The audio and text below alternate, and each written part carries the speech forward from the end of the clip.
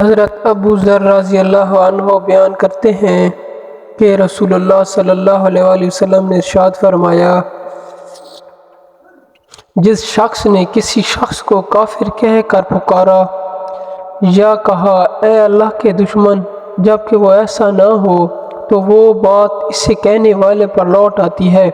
مشکوٰۃ المصابیح حدیث نمبر 4817۔ حضرت عبداللہ بن مسعود رضی اللہ تعالیٰ عنہ بیان کرتے ہیں کہ رسول اللہ صلی اللہ علیہ وآلہ وسلم نے ارشاد فرمایا، سچائی کو اختیار کرو، کیوں نہ کہ سچائی نیکی کی طرف رہنمائی کرتی ہے اور نیکی جنت کی طرف رہنمائی کرتی ہے۔ آدمی سچ بولتا رہتا ہے اور سچائی کا متلاشی رہتا ہے، حتیٰ کہ وہ اللہ کے ہاں صدیق بہت سچا لکھ دیا جاتا ہے۔ اور تم جھوٹ سے بچو، کیوں نہ کہ جھوٹ گناہوں کی طرف رہنمائی کرتا ہے اور گناہ جہنم کی طرف رہنمائی کرتے ہیں۔ آدمی جھوٹ بولتا رہتا ہے اور جھوٹ کا طلبگار رہتا ہے، حتیٰ کہ وہ اللہ کے ہاں جھوٹا لکھ دیا جاتا ہے۔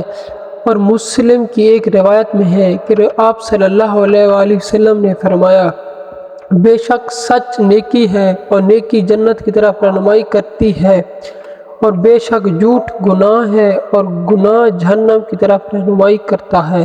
مشکوٰۃ المصابیح حدیث نمبر 4824۔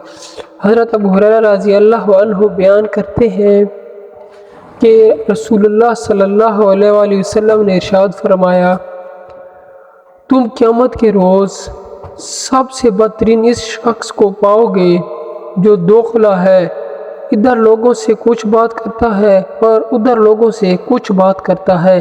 مشکوٰۃ المصابیح۔